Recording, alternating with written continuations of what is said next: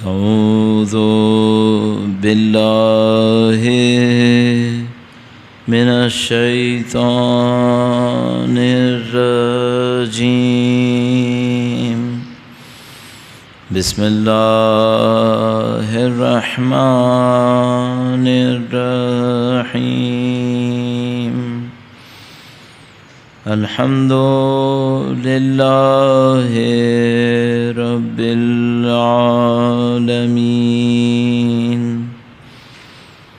والصلاة والسلام على سيد الأنبياء والمرسلين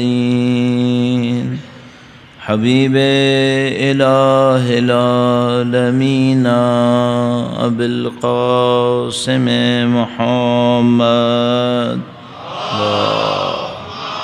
صل على محمد وآل محمد وعجل فرجهم وعلى آله الطيبين الطاهرين سيما بقية الله في الأراضين قال الله تعالى في كتابه الكريم بسم الله الرحمن الرحيم أم حسبت أن أصحاب الكهف والرقيم كانوا من آياتنا عجبا درود بھیجے گا محمد و آل محمد صلی علی محمد و آل محمد وعجل خدا متعال کا انتہائی شکر ہے، انتہائی لطف و کرم ہے، جہاں اس نے بے پناہ نعمتیں مادی طور پر نصیب فرمائی ہیں۔ خدا متعال نے ان مادی نعمتوں سے بڑھ کر معنوی نعمتیں نصیب فرمائی ہیں۔ ہدایت خدا متعال کی سب سے بڑی نعمت ہے، جو خدا متعال نے قرآن اور اہل بیت اطہار علیہ السلام کے ذریعے سے الحمدللہ رب العالمین ہمیں نصیب کی، اور اسی کے اندر سید الشہداء کی محبت نصیب فرمائی۔ اس فرش عزا پر بیٹھنے کی سعادت خدا متعال نے نصیب کی۔ بہت ضروری ہے کہ انسان خدا کی نعمتوں کو یاد کرتا رہے، اس کے ذریعے سے اضافہ ہوتا ہے نعمتوں کے اندر، نعمتوں کی قدر شناسی ہوتی ہے، کفران نعمت سے انسان بچتا ہے۔ اللہ کی دی ہوئی ان تمام نعمتوں کا شکر بجا لانے کے لیے وقت کے امام کے حضور ادائے احترام کے لیے ظہور کی تعجیل کی دعا اور ان کی نظر لطف کے حصول کے لیے درود بھیجیں محمد و آل محمد پر۔ اللہ صلی علی محمد و آل محمد وعجل فرجهم۔ خدا متعال نے قرآن کریم میں کئی جگہ اس بات کو ارشاد فرمایا ہے کہ جن چیزوں میں انسان اختلاف کرتے ہیں، نہیں سمجھ پاتے، قرآن ان اختلافات کو ختم کرنے کے لیے آیا ہے۔ جن چیزوں میں انسان میں تنازع ہے، جھگڑا ہے، حق کو سمجھنے میں انسان کے اندر مشکل ہے، قرآن کریم ان تمام اختلافات کو ختم کر دیتا ہے۔ مثلا انسان نہیں سمجھ پا سکتے کہ مرنے کے بعد کیا ہونے والا ہے۔ جتنے بھی انسان کی سائنٹیفک ڈیولپمنٹ ہے، ظاہر ہے کہ وہ میٹر کے اندر ہے، میٹیریل آبجیکٹس کے اندر ہے، لیکن جو چیزیں نان میٹیریل ہیں، سائنس کے پاس ظاہر ہے ایسا کوئی انسٹرومنٹ نہیں ہے کہ اس کو جان سکے، کم از کم اب تک نہیں ہے۔ تو اگر انسان کے پاس یہ سوال اٹھے کہ بھائی اس دنیا کے بعد کیا ہونے والا ہے، تو یہ وہ سوال نہیں ہے جس کا جواب سائنس دے پائے گی۔ یہ کوئی ایسا ہمارے پاس علم لانا پڑے گا ہمیں جو میٹر کی لمٹ سے باہر نکلے، کم از کم سائنس کے پاس یہ لمٹ لگی ہوئی ہے۔ البتہ پتہ نہیں، جہاں تک سمجھ میں آتا ہے ابھی، ظاہر ہے کہ ہم لوگ اس کی ایکسپرٹ نہیں ہیں، بہت جانتے بھی نہیں ہیں، بلکہ صرف سنتے ہیں کہ مثلا یہ جو فزکس کے اندر نئی برانچز ہیں، کوانٹم فزکس، اور یہ بلیک ہولز کے اوپر کام کرتے ہیں۔ ابھی آپ نے دیکھا ہوگا کہ 2000 ایٹمز کو انہوں نے سپر پوزیشن کیا ہے کوانٹم فزکس میں، تو یہ پرومسنگ ہے، جس سے سمجھ میں آتا ہے کہ شاید کچھ ہونے والا ہے، اور یہ لوگ شاید کسی نتیجے تک کچھ عرصے کے بعد ان نتیجوں کے علاوہ پہنچ جائیں گے جس میں مادیات کی وجہ سے پھنسے ہوئے ہیں۔ تو تو یہ چیزیں شاید پاسبل ہو جائیں، لیکن ابھی فی الحال نہیں ہے، فی الحال اس طرح سے ہے۔ دین کا ایک کام یہ انسان کی آنکھوں کو کھولتا ہے کہ وہ اس کے اندر محدود نہ ہو۔ دین ہمیں تھوڑا گہرائی میں جانے کا موقع دیتا ہے، تو اس سے لوگ بعض اوقات غلط بھی سوچنے لگتے ہیں۔ مثلاً کیا مثال دیں گے اس کی؟ مثلاً جیسے بارش کی مثال۔ دنیا میں بارش کے کچھ اسباب ہیں، ان اسباب کے اوپر محنت ہوتی ہے، پریڈکشنز ہوتی ہیں، یہ ہوگا یہ ہوگا، اور ان پریڈکشنز کے تحت ہمیں اور آپ کو یہ بتایا جاتا ہے کہ بھائی مثلاً کل پرسوں 5 دن کے بعد 10 دن کے بعد بارش کا یہ چانس ہے۔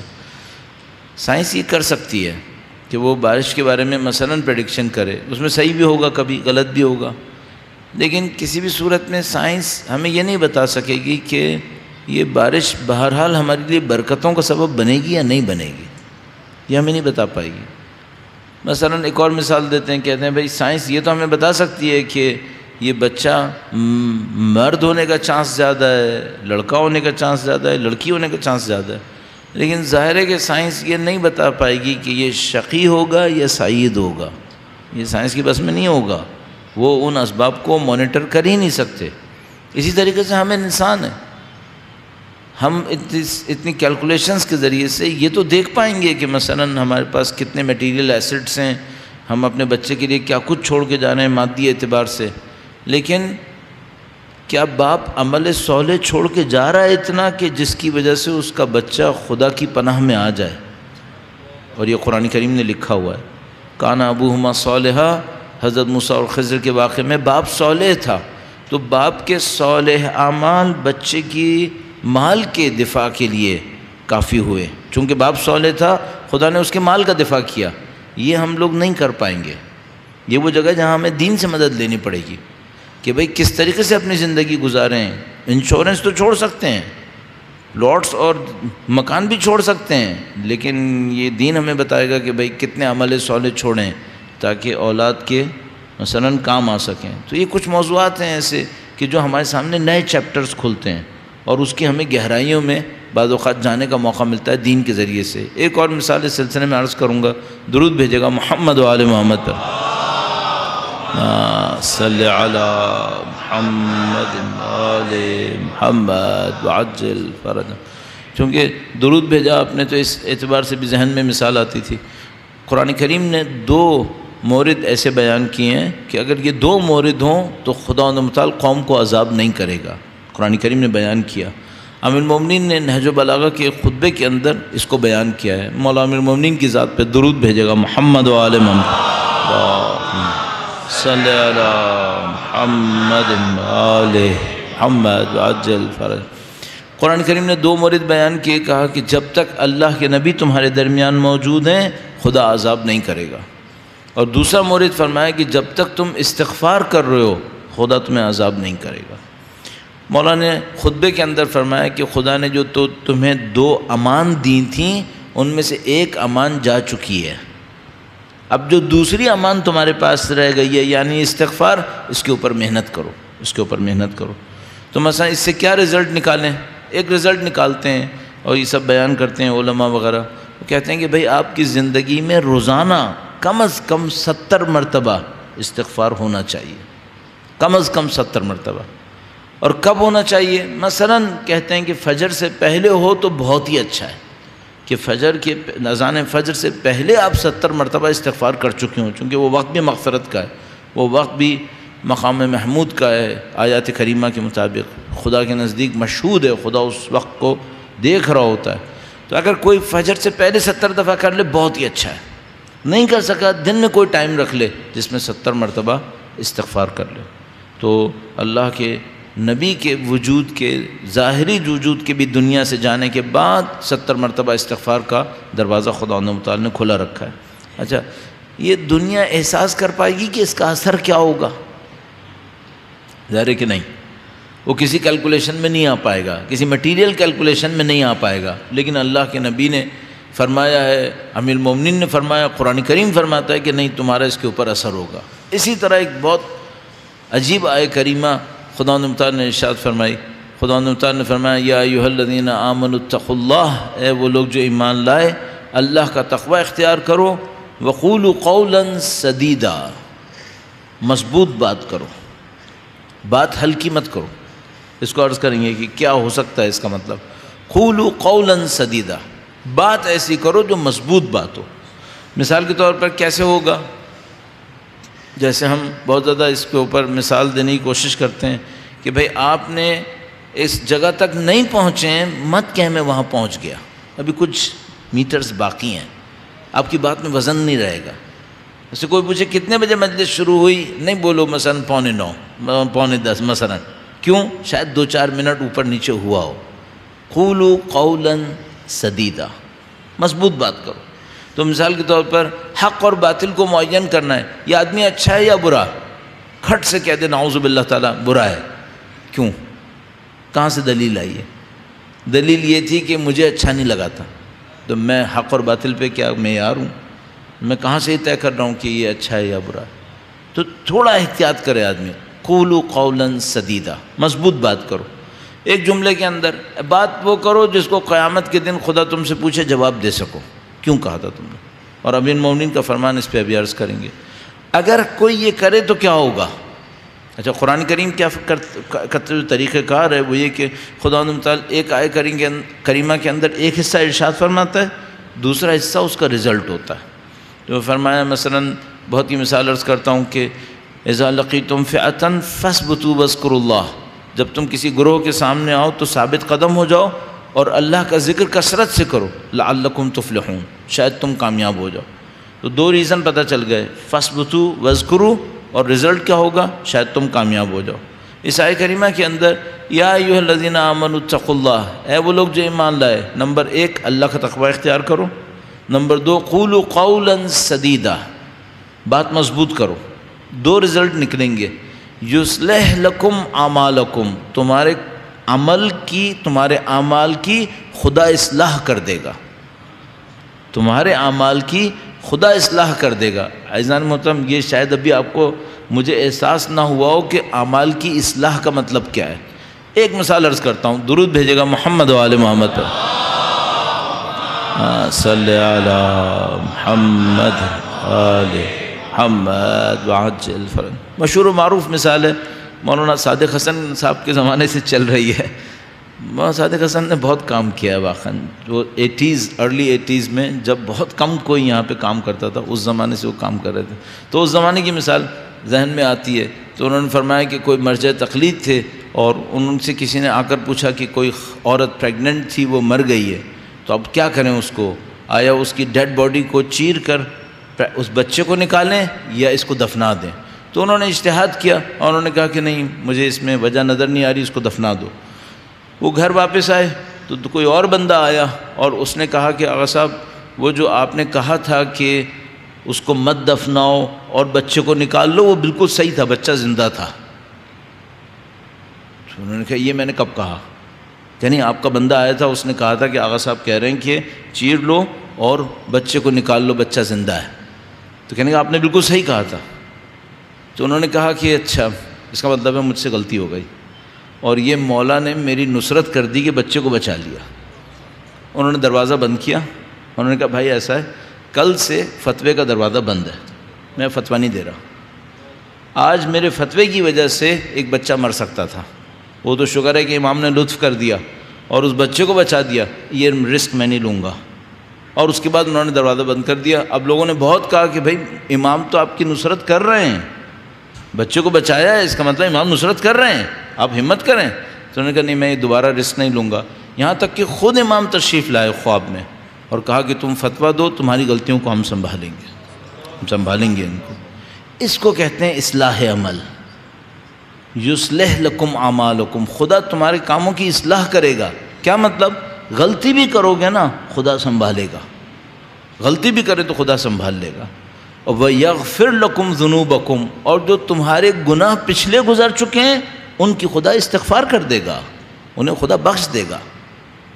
تو زندگی میں آپ کو اگر کچھ چاہیے اس دنیا سے نا، تو یہی 2 چیزیں چاہیے کہ کوئی ایسی آپ کو سپورٹ مل جائے کہ غلط بھی کریں تو سنبھال لے کوئی، اور جو پچھلے غلط کیے ہیں وہ بخش دیے جائیں. معاملہ ہی ختم ہو گیا. پھر تو اس دنیا میں کچھ بچا ہی نہیں. یعنی مثلا اگر کوئی اس جگہ پہ پہنچ جائے تو یہ وہ شرط وثیق ہے جس کو امام نے کہا تھا جب تک نہ ہو موت کی آرزو نہیں کرنا. کہ اگر کوئی اس پوائنٹ پہ پہنچ جائے تو خدا سے کہ خدایا بسم اللہ اب لے چل، کیونکہ معاملہ ختم ہو چکا ہے یہاں پہ. تو اتنا بڑا اثر ہے کس بات کا؟ قولاً سدیدا، مضبوط بات کرو. اب یہ جو مضبوط بات ہوتی ہے یہ کیا ہوتی ہے؟ جو مولا کا مکتوب ہم پڑھ رہے ہیں اس میں ہم اس بات پہ پہنچے ہیں کہ یہ مضبوط بات کی مثال کیا ہوتی ہے. درود بھیجے گا محمد و آل محمد پہ. صلی اللہ محمد. ایک بار پھر مولا امیر المومنین کی ذات پہ درود بھیجے گا محمد و آل محمد پہ. صلی علی محمد آل محمد وعجل فرج. اگر آپ کے ذہن میں ہو، صرف تکرار کی خاطر عرض کر رہا ہوں. کل 3 باتیں مولا کے فرمان سے عرض کی تھیں. کہا تھا وَاحْذَرْ كُلَّ عَمَلٍ يَرْضَاهُ صَاحِبُهُ لِنَفْسِهِ وَيَكْرِهُهُ لِغَيْرِهِ لِعَامَّةِ الْمُسْلِمِينَ. اس عمل سے بچو جس کے لیے انسان اپنے لیے تو پسند کرتا ہے، عامہ مسلمین کے لیے پسند نہیں کرتا. اور اس عمل سے بچو جس کو وہ چھپا کے تو انجام دے سکتا ہے لیکن لوگوں کے سامنے کرے گا تو شرم آئے گی. اور اس عمل سے بچو کہ جب اس کے بارے میں کرنے والے سے سوال کیا جاتا ہے تو یا اس کو مشکل پڑ جاتی ہے، انکار کر دیتا ہے، یا اس کو عذر پیش کرنا پڑتا ہے کہ میں نے کیوں کیا تھا. اس کے بعد فرمایا وَلَا تَجْعَلْ عِرْضَكَ غَرَضًا لِنَبَالِ الْقَوْمِ. اپنی عزت اور آبرو کو لوگوں کی تیروں کا نشانہ مت بناؤ، لوگوں کے تیروں کا نشانہ مت بناؤ. تھوڑا سا اس جملے کو عرض کرتا ہوں پھر ان کلمات کی طرف. درود بھیجے گا محمد و آل محمد پر. صلی اللہ محمد. بعض اوقات معاشرے کے اندر کوئی ایسا کام ہوتا ہے جو ہوتا حلال ہے، کرنے والا کرے تو غلط فہمی کا چانس بہت زیادہ ہے. ہوتا حلال ہے، حرام نہیں ہے، لیکن اگر کوئی کرے تو لوگوں کے لیے غلط فہمی کا چانس بہت زیادہ ہے. مثلا ایسے ہی میں کہہ رہا ہوں بالکل عوامی مثال، میں دماغ میں بعض اوقات عوامی چیزیں آ جاتی ہیں تو میں ویسے ہی بولتا ہوں. پھر مثلا میں اس لباس میں باہر کھڑے ہو کے ریڑے پہ کچھ کھاؤں، اچھا لگے گا؟ ذرا مشکل ہے. آپ بھی کہیں گے کہ بھائی کیا ضرورت تھی یہی لباس پہن کے کرنے کی؟ بھائی کم از کم آپ ایسا کرتے کہ کچھ اور طریقے سے اس کو کر لیتے. اچھا اب یہ کام حرام ہے کیا؟ نہیں. مکروہ ہے کیا؟ نہیں، مکروہ بھی نہیں ہے، لیکن بلا وجہ میں لوگوں کی زبانوں کو کھولنے کا موقع ملے گا. ایسی بات جس کے کوئی نہ لینا نہ دینا، نہ کوئی ضرورت نہ کوئی حاجت، بلا وجہ میں ایک کام انسان انجام دے، بعد میں ایک مصیبت اپنے سر کے اوپر اٹھائے. ایسا کام کیوں کرے؟ امام فرما رہے ہیں اپنے آپ کو لوگوں کی تیروں کے نشانے پہ مت رکھو بلا وجہ میں. کیا ضرورت ہے ایسا کوئی کام کرو؟ ہاں ایک دفعہ معاملہ حق اور باطل کا ہے کہ میں مثلا ایک چیز کو حق دیکھ رہا ہوں، ایک چیز کو باطل دیکھتا ہوں. اس حق کا دفاع کروں تو لوگ میرے اوپر تیر برسائیں گے. بسم اللہ برساؤ. حق اور باطل کا معاملہ ہو تو ڈٹ جاؤ، کوئی معاملہ نہیں ہے، بولنے دو، جو بولتا ہے بولنے دے. ایک دفعہ یہ ہے کہ سب کوئی باطل کر رہے ہیں، کوئی امر بالمعروف نہی عن المنکر کرنے والا نہیں ہے. ایک آدمی مثلا نہی عن المنکر کرتا ہے، پورے منکر کرنے والے اس کے پیچھے پڑ جاتے ہیں کہ اس کو کسی طریقے سے غلط ثابت کریں. کرو، کوئی مسئلہ نہیں. اس سے وظیفہ ختم نہیں ہوتا، اس سے ذمہ داری ختم نہیں ہوتی. ایک دفعہ معاملہ حق اور باطل کا ہے، ایک دفعہ معاملہ امر بالمعروف نہی عن المنکر کا ہے. وہ بسم اللہ وہ انسان کرے، وہ تو جتنا کرے گا اس کا مطلب ہے ایمان مضبوط ہے اس کا. ایک دفعہ ایسا کوئی معاملہ نہیں ہے، ایسی کوئی چیز نہیں ہے. ایک کتاب ہے مثلا اس کی کوئی ویلیو نہیں ہے ہسٹری کے اندر، بلا وجہ میں آدمی اٹھا کر اس کتاب کا ایسا تذکرہ کرے اور اس کا دفاع کرنا شروع کر دے. پتہ چلے اس کے نہ کوئی پڑھنے والا تھا نہ کچھ تھا، الٹا آپ کے اوپر مصیبت آ گئی کہ اس کا کوئی فائدہ ہی نہیں تھا. تو اس کام کو امام فرما رہے ہیں کوئی ایسا کام مت کرو جس میں بلا وجہ میں لوگوں کی تہمت کا نشانہ بنو. دیکھ کے کام کرے. انسان کی ایک ہی زندگی ہے، اس ایک زندگی میں ایک دفعہ بعض اوقات کوئی غلطی کرتا ہے اور پتہ چلتا ہے کئی سال تک اس غلطی کو دفاع کرنے میں وقت گزر جاتا ہے. قوم کا بھی وقت برباد ہوتا ہے، نہ معنی نہ مطلوب کچھ بھی نہیں، اور اس کے پیچھے لوگ ایک دوسرے کے ساتھ بحث کر رہے ہوتے ہیں. اس کو امام فرمانے ہیں احتیاط کرو اور اپنے آپ کو ایسی کسی جگہ کے اوپر مت لے کے جاؤ. درود بھیجے گا محمد و آل محمد. صلی علی محمد آل محمد. اب وہ جو قول کے بارے میں ہے، یہاں سے شروع ہو رہا ہے وَلَا تُحَدِّثِ النَّاسِ بِكُلِّ مَا سَمِعْتَ بِهِ فَكَفَى بِذَلِكَ كِذْبًا، ہر وہ بات جو تم نے سنی ہے لوگوں کو مت سناؤ، یہ تمہارا جھوٹا بننے کے لیے کافی ہے۔ آدھا واٹس ایپ بند ہو گیا آدھا واٹس ایپ بند ہو گیا۔ دوبارہ عرض کرتا ہوں آپ کی خدمت میں، وَلَا تُحَدِّثِ النَّاسِ بِكُلِّ مَا سَمِعْتَ بِهِ فَكَفَى بِذَلِكَ كِذْبًا، جو کچھ تم نے سنا ہے وہ سب لوگوں کو مت سناؤ، یہ جھوٹ کے لیے کافی ہے، یعنی جو یہ کرے گا وہ جھوٹا ہو گیا۔ اچھا اب وہ لکھتا بھی ہے نیچے فارورڈڈ میسج، اچھا اس سے جو تم نے بات پھیلائی ہے اس پہ کوئی فرق پڑے گا کیا؟ نہیں، کیوں؟ بات تو پھیلا دی نا، لکھا ہے فارورڈڈ میسج، میں نے نہیں کہا تھا، زیادہ سے زیادہ اس کا مطلب کیا ہے، میں نے کہیں سے سنا تھا میں آپ کو سنا رہا ہوں، یہی تو منع کیا ہے، یہی تو امام نے منع کیا ہے۔ اور خطبہ نمبر یہ مکتوب نمبر 69 ہے، ہم کئی دن سے اس کے اوپر بات کریں، جا کے نہج البلاغہ میں پڑھ لیجئے گا، دیکھیے لکھا ہے یا نہیں لکھا۔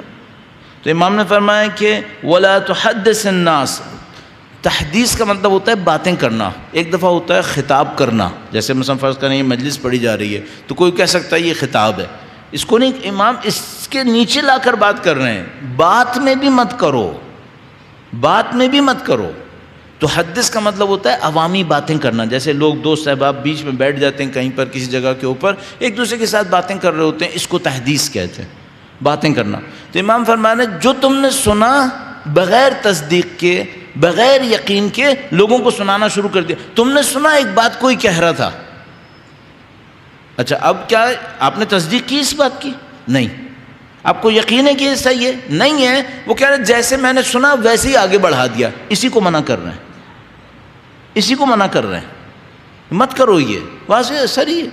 تو دو جملے یہاں پر دونوں عرض کرتا ہوں، وَلَا تُحَدِّثِ النَّاسِ بِكُلِّ مَا سَمِعْتَ بِهِ، جو کچھ تم نے سنا ہے اسے لوگوں کے سامنے بیان مت کرو، فَكَفَى بِذَلِكَ كِذْبًا، یہ جھوٹ کے لیے کافی ہے، یعنی جو یہ کرے گا وہ جھوٹا ہو جائے گا، اور ظاہر ہے جھوٹ وہ لعنت ہے جس کو اسلام کبھی برداشت نہیں کر سکتا، اسلام کبھی بھی اسے قبول نہیں کرتا۔ دوسرا جملہ، وَلَا تَرُدَّ عَلَى النَّاسِ كُلِّ مَا حَدَّثُوكَ بِهِ فَكَفَى بِذَلِكَ جَهْلًا، اور جو کچھ لوگ تم سے کہیں اس کو جھٹ سے جھٹلاؤ نہیں، یہ تمہاری جہالت کے لیے کافی ہے۔ پھر دوسرے مطلب کو عرض کرتا ہوں، درود بھیجے گا محمد و آل محمد، صلی علی محمد آل محمد وعجل فرج۔ اس دوسرے کی مثال عرض کر دیتا ہوں۔ صاحب ایک معاشرہ ہے، بر صغیر کا معاشرہ، بر صغیر کے معاشرے کے ساتھ ایک کارنامہ ہے۔ آپ ایران تشریف لے جائیے، نجف سے شروع کرتے ہیں، مدینے سے شروع کرتے ہیں، پرانی جگہ سے شروع کرتے ہیں۔ آپ مدینے تشریف لے جائیں، اسلام کے آثار کب سے ہیں؟ جب سے اسلام ہے، جب سے اسلام ہے۔ مدینے میں اہل بیت کے چاہنے والے کب سے رہ رہے ہیں؟ جب سے اسلام ہے۔ اس کے بعد آپ قطیف میں چلے جائیں، احسام میں چلے جائیں، یمن میں چلے جائیں، مولا امیر المومنین نے گورنر بنایا تھا عبداللہ بن عباس کو، یمنی لوگ مشہور تھے شیعہ میں، خود حارث ہمدانی میں نے عرض کیا یہ تو یمنی قبیلہ ہے۔ تو یمن میں کب سے شیعہ ہیں؟ جب سے امیر المومنین نبی خدا ہیں وہاں پہ شیعہ موجود ہیں۔ مدینے میں احسا وغیرہ میں کب سے؟ جب سے بات چل رہی ہے کب سے ہیں۔ اچھا نجف کا حوضہ کب سے ہے؟ نجف کا حوضہ علمیہ 1000 سال سے ہے۔ شیخ طوسی علی اللہ مقاموں کے زمانے میں بنا تھا، شیخ طوسی کا دور 1000 سال پہلے کا تھا، تقریباً لگ بھگ 1000 سال سے ہے۔ اچھا قوم کس امام کے زمانے میں اہل بیت کا مرکز مشہور تھا؟ مولا 8ویں امام کے زمانے میں بھی قوم اہل بیت کے علوم کا مرکز مشہور تھا۔ حوضات علمیہ کب سے ہیں ایران کے اندر؟ اسی زمانے سے ہیں، اسی زمانے سے۔ اصلاً وہ گھر موجود ہے جہاں پر بی بی قم تشریف لائیں تھیں، وہ نشانیاں موجود ہیں۔ جہاں مولا 8ویں امام نے وضو فرمایا تھا وہ جگہ موجود ہے، ابھی وہ جگہیں موجود ہیں۔ صحیح ہے، یہ بڑی بات ہے تاریخی اعتبار سے کہ بھئی آپ 1400 سال سے آپ کے آثار ہیں وہاں پر۔ آپ بحرین تشریف لے جائیں، شیخ بہائی کے والد بحرین آئے تھے، کب کے زمانے کی باتیں چل رہی ہیں۔ اچھا اب آپ آئیں بر صغیر میں، اب بر صغیر میں آ کر پوچھیں پہلا شیعہ مدرسہ کب بنا تھا؟ اب آپ مشکل میں پھنس گئے. شیعہ تو بہت وقت سے ہے، اہل بیت کے چاہنے والے یہاں بھی بہت پرانے زمانے سے ہیں. میں آپ کی خدمت میں ایک روایت عرض کروں. ایک روایت ہے مولا پانچویں امام کے زمانے سے، درود بھیجے گا محمد و آل محمد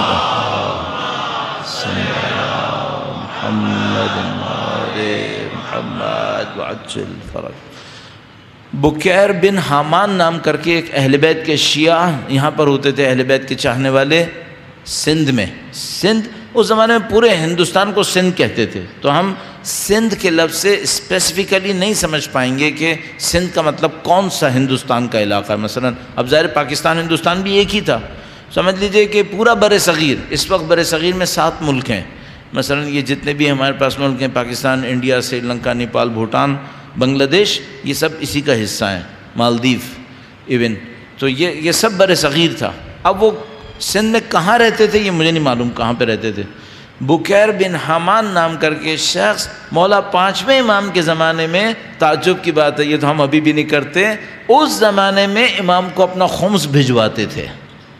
یا اللہ، مولا پانچویں امام کے زمانے میں یہاں سے بھجواتے تھے. تو انہوں نے 1 سال بھجوایا، دوسرے سال بھجوایا، نہیں معلوم کتنی مقدار بھجواتے تھے. 1 سال امام نے خط بھیجا ان کے لیے، بکیر بن حامان کے لیے. تو جو آدمی لے کے گیا تھا اموال، وہ واپسی پہ امام کا خط لایا. جب وہ امام کا خط لایا تو یہاں اہل بیت کے چاہنے والوں کے اندر تبرک کے اوپر سمجھ لیں جھگڑا ہو گیا کہ بھائی یہ تبرک آیا، اب اس کا کرنا کیا ہے. اب بکیر کو سب کہنے تم یہ کرو، تم یہ کرو، تم یہ کرو. انہوں نے کہا ٹھیک ہے میں اس کا ایک حل نکالتا ہوں. تو بکیر نے اظہار عقیدت میں سب کو سیراب کرنے کی خاطر اس خط کو پانی میں رکھا تاکہ وہ خط کی سیاہی پانی کے اندر جائے، اس پانی سے آٹا گوندھ کر لوگوں میں روٹیاں تقسیم کروائیں. کہا مولا کا تبرک سب کو پہنچ جائے. یہ عقیدت مند سندھ میں تھے، یہاں پر قدیم زمانے سے تھے یہاں پہ. اور اس کے اثرات بھی ہم لوگ دیکھ سکتے ہیں. شکل تبدیل ہو جاتی ہے، بعض اوقات چیزیں بدل جاتی ہیں، لیکن سندھ پرانی زمین ہے. ایک رائٹر تھے، انہوں نے سندھ کی تہذیب کے اوپر، اسلامی تہذیب کے اوپر 4-5 جلدوں میں کتاب لکھی تھی. قاضی اطہر مبارک پوری نام کر کے، قاضی اطہر مبارک پوری نام کر کے. تو اس کے اندر یہ روایت موجود ہے. اور دوسری ظاہر ہے انہوں نے پوچھے کی کتابوں سے حاصل کی ہے، تو یہ سب موجود ہے ہمارے پاس. درود بھیجے گا محمد و آل محمد صلی علی محمد محمد وعجل فرج. تو سندھ کی زمین چاہنے والوں کے حساب سے پرانی ہے. یہاں پہ سادات آتے رہے ہیں، مختلف ادوار میں یہاں پہ سادات آتے رہے ہیں. پھر اگر تھوڑا سا اور آپ نارتھ کی طرف چلے جائیں تو کشمیر کے اندر خود امام خمینی کے جو اجداد تھے وہ کشمیر میں تھے. اور یہ جو کشمیر میں آئے تھے، یہ جہاں تک میں ابھی تک تھوڑا بہت سمجھ پا رہا ہوں، جب میں اپنا تھیسس لکھ رہا تھا تو اس کے اوپر تھوڑا سا کام کیا تھا، تو جس زمانے میں تیمور لنگ نے حملہ کیا تھا اس زمانے میں ان کے اجداد وہاں سے نکل کے کشمیر آئے تھے، جو میں سمجھتا ہوں کہ موسٹ پروبیبلی میں نزدیک رہا. تو یہ پرانی زمین ہے، لیکن ایک پرانی جگہ ہے اہل بیت کے چاہنے والوں کی. لیکن آپ یہ پوچھیں کہ شیعہ علمی مرکز کب بنے، اب آپ مشکل میں پھنسیں گے. علماء تو پرانے تھے. مثلا آپ کو پتہ ہے قاضی نور اللہ شستری شہید ثالث وہ یہاں پہ تشریف فرما تھے. اسی طریقے سے سید حامد حسین موسوی جو ابقات الانوار کے مصنف تھے وہ یہاں پہ تشریف فرما تھے. لیکن آپ پوچھیں علمی مرکز کب بنے، اب آپ مشکل میں ہیں. کیوں؟ جو کچھ بنا ہے وہ 1850 کے قریب بنا ہے، اور وہ جو لکھنؤ کی ریاست تھی اس کے اندر بنا. اس سے پہلے آپ کو شیعہ مراکز علمی نہیں مل کے دیں گے، جہاں تک میری تھوڑی بہت ناقص رائے اس سلسلے میں بن سکتی ہے. شاید کتنے سال پہلے، 25 سال پہلے میں نے وہ تھیسس لکھا تھا پاکستان میں فرقہ واریت کے بنیادی اسباب، تو اس میں نے اس کو ڈسکس کیا تھا کہ یہاں پہ کیا مشکل رہی ہے. ایک مشکل یہ رہی ہے ہمارے پاس علمی مرکز نہیں تھے تشیع کے.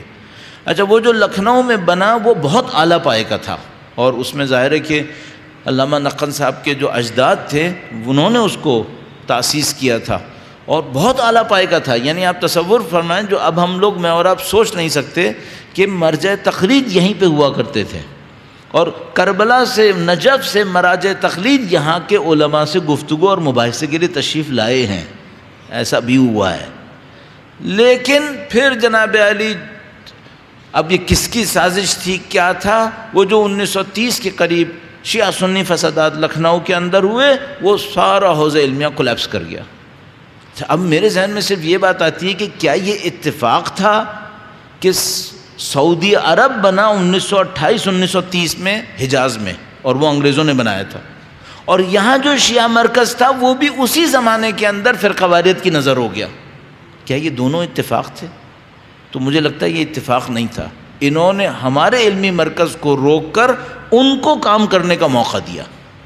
اس کے بعد جو سانحے ہوئے ہیں وہ صرف تاریخ کی داستان ہے۔ پورا بلوچستان عزادار تھا، اور اب ہم کو 90 کی دہائی میں آ کر دوبارہ سے بلوچستان میں جا کر عزاداری دوبارہ سے تاسیس کرنی پڑ گئی، سب ختم ہو گیا۔ جبکہ جو برٹش ریکارڈز موجود ہیں اس میں 1890 میں یہ لکھا ہوا ہے، تقریباً 1890 کی رپورٹ تھی کہ پورے بلوچستان کے اندر مرکزی عزاداری ہوتی ہے عاشور کے دن۔ غائب، سب ختم ہو گیا۔ کیوں ختم ہو گیا؟ آپ کا علمی مرکز بند ہو گیا، ان کی طرف سے پوری پروپیگنڈا مشینری چل گئی، سب کچھ آپ کے ہاتھ سے نکلنا شروع ہو گیا۔ پھر جو پاکستان بنا تو پھر تو جو ہوا وہ آپ کو پتہ ہی ہے۔ جب آپ پاکستان میں آئے تو آپ کے پاس شیعہ علمی مرکز نام کو نہیں بنتے تھے۔ وہ اللہ کا شکر کہ جو علماء تشریف لائے انہوں نے فوراً کچھ کرنا شروع کر دیا، مثلا جن میں بڑا نام سید محمد دہلوی صاحب کا، کہ جنہوں نے جامع امامیہ جو ناظم آباد کے اندر ہے یہ تاسیس کیا، اور ادھر لاہور کے اندر جامع المنتظر تاسیس ہوا۔ البتہ فیصل آباد کے اندر ایک مدرسہ تھا جو پہلے سے تھا، اور ملتان کے اندر جو جس کو سورج میانی ایک زمانے میں کہتے تھے، آج کل شیعہ میانی کہتے ہیں، وہاں پر جو مدرسہ تھا وہ بھی قدیم مدارس میں سے ہے۔ تو ہماری یہ حالت اچھی نہیں تھی، علمی مراکز کے اعتبار سے ہماری حالت اچھی نہیں تھی۔ اس کے بعد کیا ہوا؟ اس کے بعد یہ ہوا کہ ایک گراؤنڈ بن گیا، علمی مراکز آپ کے پاس ہیں نہیں، 10 قوموں کے ساتھ آپ کا انٹریکشن ہے، تو دوسرے قوموں کے افکار خیالات آپ کے اندر پینیٹریٹ کریں گے ہی کریں گے، کیونکہ آپ کے پاس کوئی علمی مرکز نہیں ہے جو یہ بتائے کہ بھئی کیا صحیح ہے کیا غلط ہے۔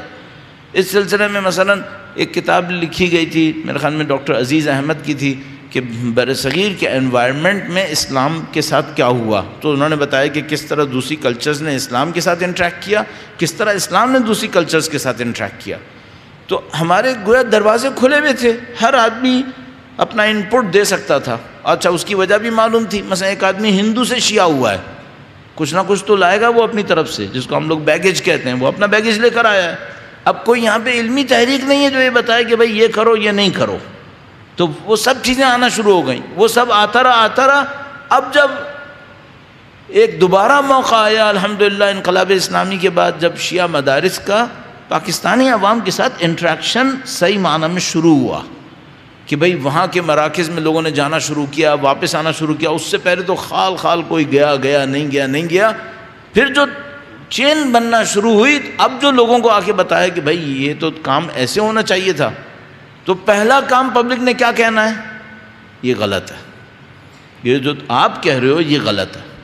اچھا بھئی آپ نے، وہ مجھے یاد ہے ایک دفعہ میں کہیں بیٹھا تھا، وہ ایک صاحب تھے، وہ کیمسٹری میں ان کی اچھی خاصی معلومات تھی، بعد میں شاید پی ایچ ڈی بھی ہوئے، تو وہ کہیں بیٹھے تھے، بات ہوئی دین کے اوپر، تو میں خود طالب علم، مجھے اس وقت بھی طالب علم بنے ہوئے 17 سال، میرے خیال میں 16-17 سال ہو چکے تھے، تو میں نے ایک بات کہی تو انہوں نے مجھ سے کہا کہ آپ اس پہ تحقیق کریں، یہ بات صحیح نہیں ہے۔ تو کسی نے ان سے کہا کہ یہ تو تحقیق کریں اور تم تحقیق نہ کرو، تمہاری تو اسپیشلائزیشن بھی نہیں ہے اسلام، کم از کم یہ تو سوچو کہ تم اس سے کہہ رہے ہو کہ یہ تحقیق کرو، تمہارا تو کچھ بھی نہیں ہے، تو تم کس منہ سے کہہ رہے ہو؟ یہ پبلک کی ایک عادت ہے، جو بات خود نہیں پتا اس پہ کیا کہیں گے؟ سامنے والا غلط کہہ رہا ہے۔ اب قول دیکھیے امام کیا فرما رہے ہیں، یہ سارا بیک گراؤنڈ ہو گیا، اب دیکھیے گا، درود بھیجے گا محمد و آل محمد پر، صلی علی محمد و آل محمد وعجل فرج ولا تحدث الناس بكل ما سمعت به۔ جو لوگوں سے ہر وہ جو سنا ہے وہ باتوں میں مت کہو، فکفا بذالک کذبا، یہ جھوٹ بنانے کے لیے کافی ہے۔ ولا ترد علی الناس كل ما حدثوك به، جو لوگ تم سے کہیں اس کو فوراً رد مت کرو، فکفا بذالک جہلا، یہ تمہاری جہالت کے لیے کافی ہے۔ تو مثلا اس دوسرے مورد میں کیا کروں؟ آپ کو اگر کسی نے کوئی بات کہی ہے، سب سے پہلے آپ ایویلویٹ کریں، کھٹ سے رد نہیں کریں، بالکل اسٹریٹ فارورڈ رد نہیں کریں۔ سب سے پہلا کام کیا کریں؟ اس کو ابو علی سینا ایک لفظ استعمال کرتے تھے، بقعہ کہتے ہیں گنبد کو، گنبد کو بقعہ کہتے ہیں، جیسے مثلا روضے مزار وغیرہ ہوتے ہیں ان کے اوپر گنبد بنا، جیسے یہاں پہ بھی گنبد، تو اس کو کہتے ہیں بقعہ۔ تو ابو علی سینا کہتے تھے جب بھی تمہیں کوئی بات سننے کو ملے تو پہلے تو اسے بقعۂ امکان میں رکھ دو، یعنی سب سے پہلے کیا کہو؟ شاید ہو، شاید ہو۔ اب اس کو ایویلویٹ کرو کہ یہ بات صحیح ہے یا غلط ہے۔ اپنی ایویلویشن کے بعد اپنی ہمبل اوپینین دو، ہمبل اوپینین دو۔ کیا کہو؟ مت کہو غلط ہے، مت کہو صحیح ہے، کہو مجھے صحیح لگ رہا ہے یا مجھے غلط لگ رہا ہے۔ اپنی دلیل دو، کیوں تمہیں صحیح لگ رہا ہے، کیوں تمہیں غلط لگ رہا ہے۔ صحیح؟ تو مولانا نے 2 اصول ہمیں دیے ہیں بات کرنے کے لیے، 2 اصول دیے ہیں ہمیں کمیونیکیٹ کرنے کے لیے۔ پہلا اصل کیا ہے؟ جو کچھ لوگوں سے سنا ہے آگے مت بڑھاؤ۔ اگر تم نے یہ کیا تو کیا ہوگا؟ تم جھوٹے بنو گے، قطعاً جھوٹے بن جاؤ گے۔ تو اس کا میں کیا کروں پھر؟ مولا فرمایا جو تم سنتے ہو پہلے اس کو سمجھو، آیا یہ بات وہ ہے جو آگے بڑھانے کے قابل ہے؟ آیا یہ بات لوگوں کی زندگی میں ہدایت لے کر آئے گی، گمراہی لے کر آئے گی، کسی فتنے کا سبب بنے گی، کسی بھلائی کا سبب بنے گی؟ ایویلویشن کرو۔ ایویلویشن کرنے کے بعد ایک بات ہمیشہ ذہن میں رکھنا، چاہے لکھا ہے فارورڈڈ میسج، خدا اس کا سوال کرے گا، خدا پوچھے گا تم نے بڑھایا کیوں تھا، کہا کیوں یہ؟ امام نے فرمایا یہ خدا سوال کرے گا۔ اچھا اب اگر انسان کہے مجھے یقین نہیں تھا میں نے یوں ہی بھیج دیا، یہ امام فرمایا یہ جھوٹ ہے، یہ تم سے جھوٹ سمجھا جائے گا، خدا تمہیں جھوٹے کی سزا دے گا پھر اس کے اوپر۔ تو اب میں اگر کوئی بات سنوں تو میں کیا کروں؟ سب سے پہلے ایویلویشن کرو بڑھانے کی ہے یا نہیں ہے۔ اگر تمہارا دل یہ کہتا ہے کہ اس سے لوگوں کی ہدایت میں اچھا اثر پڑے گا، بڑھاؤ، نہیں لگتا مت بڑھاؤ۔ اچھا کیوں لوگ بڑھاتے ہیں؟ معذرت کے ساتھ تو منفی باتیں ممبر پہ بیٹھ کے شاید نہیں کرنی چاہیے، لیکن میں اب مجبور ہو رہا ہوں کہ اس کی وجہ کو انالیسس کرتے ہوئے عرض کر رہا ہوں۔ تھوڑا سا تو یہ چاہتے ہیں، کچھ لوگ تو یہ چاہتے ہیں کہ وہ لوگوں کے درمیان باتیں پہنچانے میں بڑے سمجھے جائیں، یعنی خبریں ہمیں اس آدمی سے ملتی ہیں، یہ آدمی خبروں کا چینل ہے۔ یہ بھی خام خیالی ہے، جو خبر آپ پہنچا رہے ہوں گے نا وہ پہلے سامنے والے کو پتہ نہیں 4 جگہ سے پہلے سے پہنچ چکی ہوگی، تو آپ نے ایک ایسے وبال میں حصہ لیا ہے جو وہ پہلے کہیں سے پہنچ چکا ہوگا، آپ بلازم کیوں اس کے اندر پھنس رہے ہیں؟ دوسری بات یہ کہ لوگوں کے درمیان شہرت طلب کرنا ویسے ہی کوئی بہت اچھی عادت نہیں ہے، کہ آپ یہ چاہیں میں چاہوں کہ لوگوں کے درمیان میں مشہور ہوں کہ سب سے پہلے یہ بات اس نے کہی تھی، اس کے اوپر مقابلہ چلتا ہے۔ ہم سب جانتے ہیں کہ مقابلے چلتے ہیں کہ میں نے گروپ میں سب سے پہلے میں نے بھیجا تھا، یہ کون سی فضیلت بنے گی، یہ کون سا اس میں کمال ہو جائے گا؟ اور اس کے پیچھے خطرہ کس بات کا؟ خطرہ اس بات کا ہے کہ میں جھوٹ بولوں گا اور خدا اس دن مجھے پوچھے گا۔ تو عزیزان محترم، کتنی سادہ سی بات ہے، امام کا فرمان بھی ہے۔ امام نے فرمایا جب بھی تم لوگوں سے کچھ سنو دوسروں سے وہ بات مت کرو، یہ اگر تم کرو گے تو یہ تمہارے جھوٹ کے لیے کافی ہے۔ دوسری بات کیا ہوئی؟ دوسرا اصول یہ ہوا کہ جب بھی کوئی بات لوگوں سے سنو فوراً تردید مت کرو، فوراً جھٹلاؤ نہیں، اس کو امکانیہ حالت میں چھوڑ دو، اس کے اوپر تھوڑی سی تحقیق کرو اور اس کے بعد سمجھنے کی کوشش کرو کہ بھائی یہ صحیح ہے یا غلط ہے۔ اچھا اگر آدمی کے اندر مہارت نہیں ہے تو کیا کرے؟ کسی ایسے سے مشورہ کرے جس کے پاس مہارت ہے، اس سے پوچھے کہ بھائی یہ میری مہارت میں نہیں ہے، ایک حدیث آئی ہے میرے پاس، اب تو نہیں معلوم کیا کچھ آتا رہتا ہے لوگوں کے پاس، قرآن کی آیتیں بعض اوقات غلط آ جاتی ہیں، حدیث کے نام پہ تو سمجھ لیجیے وہ تو معاملہ ہی کچھ اور ہو گیا۔ تو جب بھی کوئی آیا ہے آپ اس کو اسی طرح نہ ریجیکٹ کریں نہ ایکسیپٹ کریں، اس کو تھوڑا سا روکیں، ایویلویشن کریں اور ایویلویشن کرنے کے بعد پھر آگے بڑھائیں اگر وہ اس قابل ہے۔ درود بھیجے گا محمد و آل محمد پر۔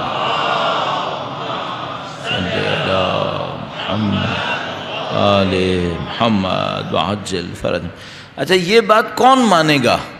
یہ بات جو امام کا فرمان ہے اس کو کون تسلیم کرے گا؟ امام نے 2 رزلٹ بتائیں، اگر پہلا والا کام کرو گے تو جھوٹے کہلا سکتے ہو، دوسرا والا کام کرو گے تو تمہاری جہالت بن سکتی ہے۔ صحیح ہے؟ جس کو یہ پتہ ہو کہ جھوٹ ہونا کتنی غلط بات ہے وہ اس قول پہ عمل کرے گا۔ اچھا جس کے نزدیک جھوٹ کی حیثیت ہی نہ ہو، جو چلائے چلاتا رہے۔ امام فرمانے اگر تم یہ کرو گے تو جاہل کہلاؤ گے اللہ کے نزدیک. تو اگر کسی کے نزدیک جاہل ہونا غلط بات ہوگی تو وہ اس کو نہیں کرے گا، اور اگر کوئی یہ سوچتا ہے چلو جاہل بھی ہوگا تو کیا ہوا، نعوذ باللہ تعالیٰ، تو وہ کرتا رہے گا. پھر معاملہ کیا ہے؟ ویلیوز کیا ہیں؟ ویلیوز کیا ہیں؟ آج کی ویلیوز کیا ہیں؟ وہ جو ایک شعر میں کہتے ہیں، معمولاً کوشش کرتا ہوں ممبر پہ بیٹھ کے یہ ادھر ادھر کے شعر نہیں پڑھنا چاہیے، لیکن وہ جو ایک شعر کہتے ہیں نثر میں کر کے کہتا ہوں کہ اگر بدنامی بھی ہوئی تو کیا ہوا، کم از کم نام تو ہو ہی جائے گا نا. آج کل ویلیو یہ ہے، بدنامی بھی ہوئی تو کیا ہوا، کم از کم نام تو آ رہا ہے نا. اس پہ خوش ہیں لوگ. بھائی جھوٹے بن رہے ہو اللہ کے نزدیک، جاہل کہلاؤ گے اللہ کے نزدیک. اصول پکڑو، کنٹرول کرو، اور اب اس کا اگر کوئی عمل کرے گا تو کیا ہوگا، یہ ہو جائے گا قولاً سدیدا. اب یہ پہنچا قول سدید کے اوپر. اگر قول سدید پہ پہنچ گیا تو کیا ہوگا، یصلح لکم اعمالکم یغفر لکم ذنوبکم. زندگی آسان ہو جائے گی. درود بھیجے گا محمد و آل محمد پر. صلی علی محمد آل محمد عجل فرجہ آلی. بڑا اچھا موقع ہے جب یہاں تک ہم آئی گئے ہیں تو یہ تھوڑا سا عراق کے بارے میں بھی بات کر لیں. کتنا آسان ہے آج کل کے زمانے میں بلوہ مچانا، بہت آسان کام، خاص کر اس ماحول میں جو لوگوں کا موجود ہے میسیجز بھیجنے کا، بہت ہی آسان کام ہے. آپ ایک میسیج لکھیں، اس کے نیچے اپنے دشمن کا نام لکھ دیں اور وہ میسیج بھیج دیں. پوچھنے والا پوچھے گا کہ یہ دشمن نے بھیجا ہے دوست نے بھیجا ہے؟ نہیں، جس کی مرضی بھیج دے. بھائی ایک آدمی ہے وہ کسی بھی عالم کو نہیں مانتا ہے، کسی بھی عالم کو نہیں مانتا ہے، علماء سے بغض کرتا ہے. وہ کیا کرے گا، ایک عالم کی حمایت میں اور ایک اس کے مقابلے میں کسی کی دشمنی میں دو میسیج بھیج دے گا. اب کیا ہوگا، حامی وہ فارورڈ کر رہے ہوں گے، دشمن وہ فارورڈ کر رہے ہوں گے. اس کا کام پورا ہو گیا، اس کا کام ہو گیا. تو اس نے کیا کرنا ہے، مثلا ایک شخص کو ڈسپیوٹڈ بنانا ہے. فرض کر لیتے ہیں صاحب کوئی بندہ لے لیتے ہیں، مثلا الف نام کر کے ایک عالم ہے، ان کو ڈسپیوٹڈ بنانا ہے. تو وہ کیا کرے گا، ایک میسیج بنائے گا الف کی حمایت میں، ایسا حمایت میں بنائے گا کہ اس کو پڑھ کے ہر آدمی گالیاں دے، اور ایک میسیج بنائے گا الف کی مخالفت میں، اور وہ ایسا بنائے گا کہ اس کو پڑھ کے ہر آدمی الف کی حمایت کرے. سمجھ رہے ہیں ترکیب کیا کرے گا؟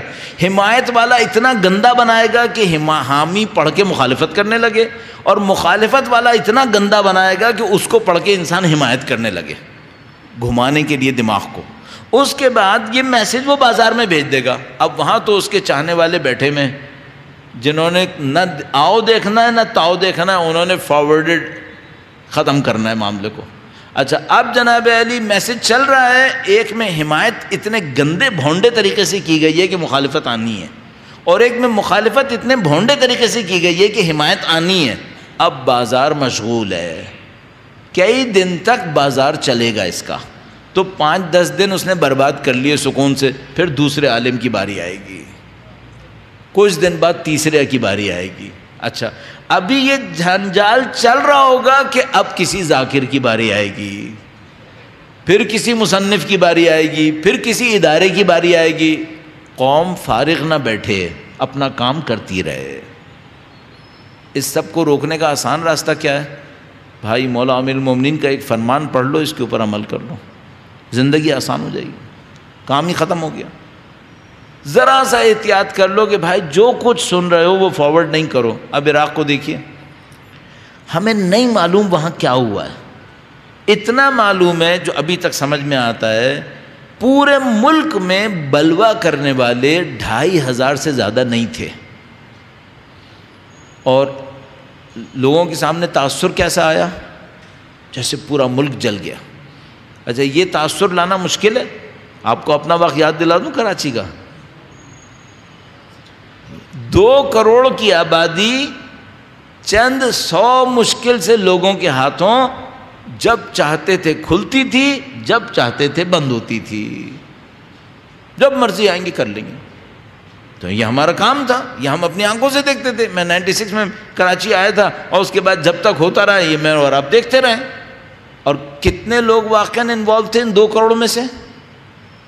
چند سو لوگ. تو باقی کیا ہوتا ہے؟ باقی یہ فارورڈڈ ہوتا ہے, بڑھانے والے بڑھاتے ہیں. خوف پھیلانا ہے خوف پھیلاؤ, دوستی پھیلانی ہے دوستی پھیلاؤ, نفرتیں پھیلانی ہیں نفرتیں پھیلاؤ. بھائی اتنے سادہ کیوں ہیں ہم لوگ؟ کیوں ہیں اتنے سادہ؟ سمجھ میں نہیں آتا. تھوڑا سا قوم میں ایک بنیاد ہونی چاہیے, ایک اصول ہونا چاہیے, ضابطہ ہونا چاہیے. بھائی افواہ مت پھیلاؤ. آپ فارورڈڈ میسج کر رہے ہو, آپ افواہ کا مرکز بن گئے ہو. کیوں اس طرح سے کر رہے ہو؟ تو تھوڑا سا کنٹرول اگر ہو جائے نا تو بہت ساری معاملات نپٹائے جا سکتے ہیں. ایک مثال اور آپ کی خدمت میں عرض کرتا ہوں, درود بھیجے گا محمد و آل محمد پر. صلی علی محمد وعجل فرج. مجھے یاد ہے ایک زمانے میں ایران کے پریزیڈنٹ ہوتے تھے احمدی نژاد.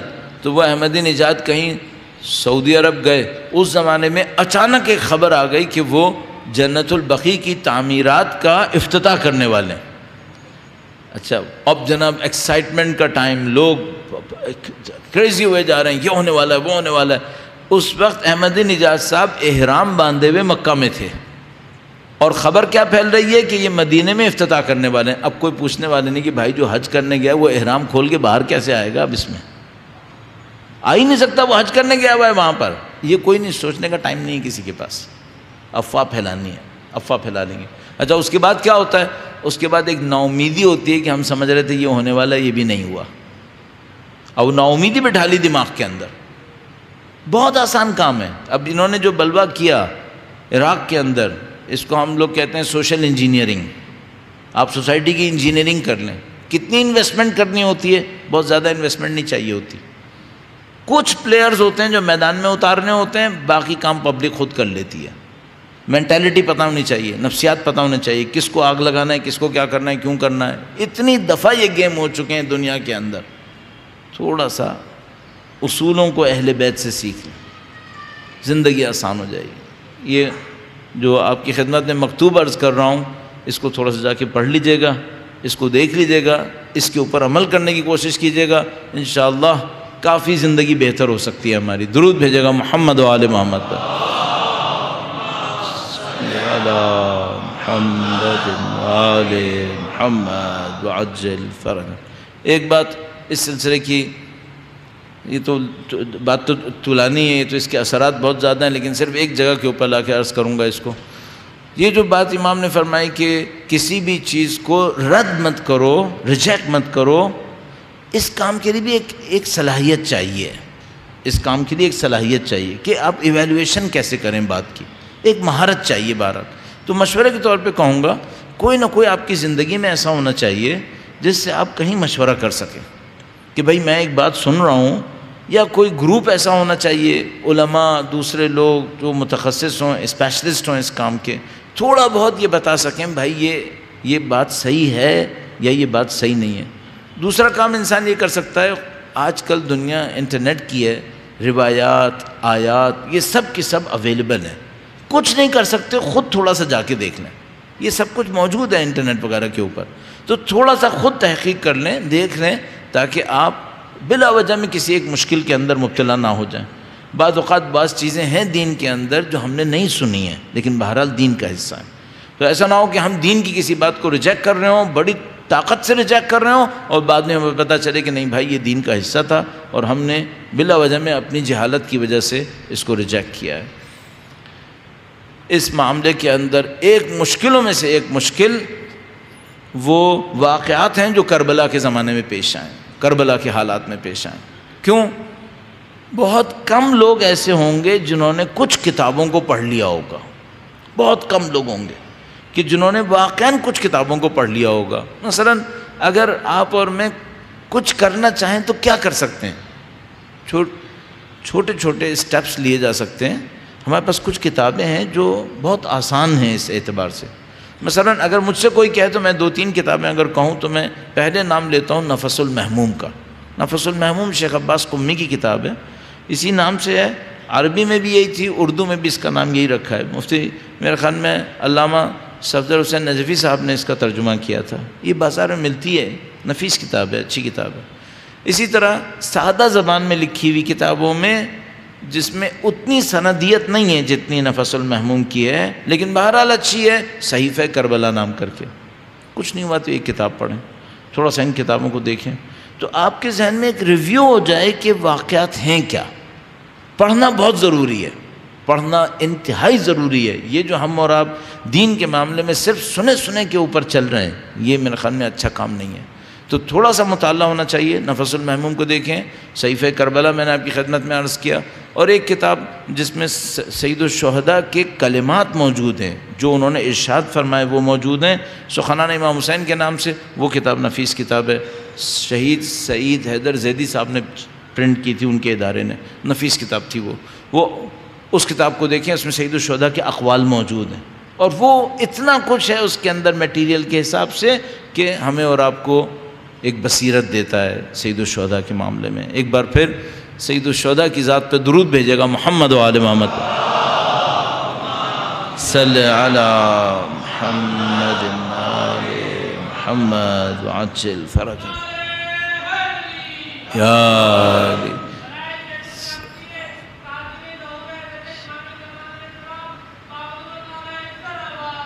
اللہم صلی علی محمد محمد وعجل فرج۔ میں معذرت چاہتا ہوں، تھوڑا سا وقت بھی شاید تھوڑا سا زیادہ ہو گیا، لیکن یہ جو خاص کر کلمات کے حوالے سے میں نے آپ کی خدمت میں عرض کیا، اس میں بات سید الشہداء کی کلمات تک آپ پہنچیں گے تو سید الشہداء کے کلمات کی عظمت نظر آتی ہے، بلندی جس کو ہم لوگ کہتے ہیں۔ لوگ پتہ نہیں کن کن کے اقوال بیان کرتے ہیں ایک دوسرے سے، دیکھو کتنی اچھی بات کہی، کتنی بڑی بات کہی۔ سید الشہداء کی باتوں پہ غور کیوں نہیں کرتے؟ سید الشہداء کی کلمات دیکھیں، تھیوری نہیں ہے، پریکٹس میں کیا ہے۔ اگر امام کہتے ہیں کہ مجھے پرواہ نہیں ہے کہ میں اکیلا رہوں یا دنیا میرا ساتھ دے، تو یہ کون کہہ رہا ہے؟ یہ وہ کہہ رہے ہیں جو اکیلے رہے ہیں، یہ انہوں نے کہا ہے، کتاب کی باتیں نہیں کی ہیں، کربلا میں کھڑے ہو کر کہا ہے۔ زمین آسمان کا فرق ہے، ایک کتاب کی بات کرتا ہے، ایک وہ کہتا ہے جس نے زمین پہ کھڑے ہو کر یہ بات کہی ہے۔ تو سید الشہداء کے کلام ہی کچھ اور ہے۔ جب سید الشہداء، نفیس جملات ان کے، سید الشہداء ایک موقع کے اوپر جب تنہا رہ جاتے ہیں تو ایک قول ارشاد فرماتے ہیں کہ لا اوتیکم بیدی اعتاز ذلیل، میں بندوں کی طرح غلامی کا ہاتھ تمہارے ہاتھ میں کبھی بھی نہیں دوں گا۔ لا اوتیکم بیدی اعتاز ذلیل ولا افر فرار العبید، نہ میں کمزور لوگوں کی طرح غلامی کا ہاتھ تمہارے ہاتھ میں دوں گا، اور نہ میں غلاموں اور بندوں کی طرح میدان چھوڑ کر جاؤں گا، میں میدان میں کھڑا رہوں گا۔ اور اس کے بعد وہ جملہ ارشاد فرمایا، ہیہات من الذلہ، ذلت ہم سے کوسوں دور ہے، ذلت ہم سے کوسوں دور ہے۔ یہ جملے کس نے ارشاد فرمائے؟ وہ جو کربلا میں کی تصویر کبھی دیکھی میں نے، بہت خوبصورت ایک پوسٹر تھا، کربلا کو دکھایا ہے، روضہ امام کے چاروں طرف لوگ ہی لوگ، اور اس کے اوپر ایک جملہ لکھا تھا، کل حسین یہاں تنہا تھا، کل حسین یہاں تنہا تھا۔ آج کروڑوں آئے نا، کل امام یہاں تنہا کھڑے ہوئے تھے، اور جب وہ تنہا کھڑے ہوئے تھے تو وہ جملے ارشاد فرما رہے تھے جو انسان کی آزادی کو بیان کرتے ہیں، انسان کی حریت کو بیان کرتے ہیں۔ اور عزیزو، ویسے تو یہ مصائب معمولاً اب شام غریبہ میں بھی لوگ نہیں پڑھتے، لیکن کہیں نہ کہیں تو وہ مصائب سید الشہداء کے آنے چاہیے۔ آغا بہجت سے کسی نے پوچھا کہ آغا یہ جو سید الشہداء ذوالجناح سے تشریف لائے، اس کی جگہ کچھ اور ہے، اور جہاں سید الشہداء شہید ہوئے ہیں اس کی جگہ کچھ اور ہے، یہ فرق کیوں ہے؟ کہاں ذوالجناح سے گرے اور کہاں شہادت ہوئی، یہ فرق کیوں ہے؟ تو آغا بہجت نے جملہ لکھا، انہوں نے لکھا کہ اہل بیت پہ وہ مصائب ٹوٹے ہیں جو طاقت بشری سے باہر تھے، بشر کی طاقت میں یہ مصائب نہیں تھے جو سید الشہداء پہ ٹوٹے۔ اس کے بعد آقا نے بیان کیا، نہیں معلوم عرفانیات میں کہیے جس کسی میں کہیے، کہا جب سید الشہداء زمین پر تشریف لائے تو ان کے نزدیک کوئی دشمن نہیں آتا تھا یہ دیکھنے کے لیے کہ سید الشہداء ابھی حیات ہیں یا شہید ہو چکے ہیں۔ تو اس موقع پر عمر سعد کہتا ہے کہ ان کے خیموں کے اوپر حملہ کرو، اور جب یہ لعین کہتا ہے کہ حسین کے خیموں پہ حملہ کرو تو سید الشہداء کوہنیوں کے بل کھڑے ہوتے ہیں۔ سید الشہداء کوہنیوں کے بل کھڑے ہوتے ہیں اور آقا کہتے ہیں کہ اپنے آپ کو خیموں کی طرف گھسیٹتے ہیں اور کہتے ہیں لعینو ابھی حسین زندہ ہے، اس کے خیموں کا رخ مت کرو۔ کہا بھی میں زندہ ہوں، میرے خیموں کا رخ مت کرو۔ یہ کون سی آزادی ہے، یہ کون سا شعور ہے؟ اور اس امام کا وارث ایک موقع کے اوپر آ کر دیکھتا ہے کہ بازاروں میں جانا ہے اور بیویاں بے مہرہ ہے۔